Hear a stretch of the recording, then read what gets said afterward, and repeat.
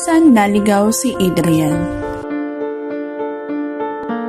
Si Adrian ay ang bunso sa tatlong magkakapatid. Subalit, siya lang ang umiba ng propesyong napili. Pawang mga abogado ang mga kapatid nito. Lumaki si Adrian at ang kanyang mga kapatid sa isang tahanan na puno ng pagmamahalan.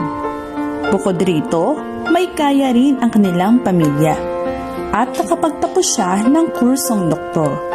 Ngunit, makalipas ang 2 taon, namatay ang ina ni Adrian.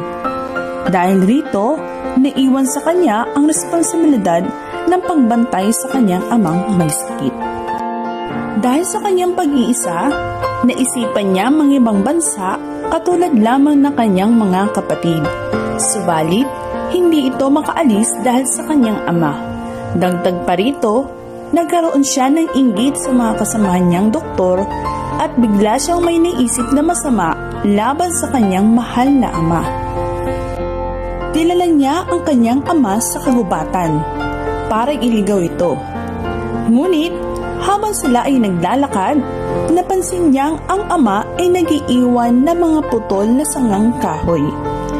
Dahil rito, tinanong ni Adrian kung bakit ginagawa ito ng kanyang ama. Sinagot ng ama si Adrian na ginagawa niya ito upang sa pagbalik ni Adrian ay hindi siya mawawala sa kagubatan. Alam niya rin daw ang balak ng kanyang anak. At kahit alam niya, naisipan pa rin niyang gawin ito para sa kanyang mahal na anak. Pagkatapos nito, hindi na tinuloy ni Adrian ang kanyang planong masama at gumawa ito ng mabuting plano at hindi na siya naligaw ng landas sa buhay.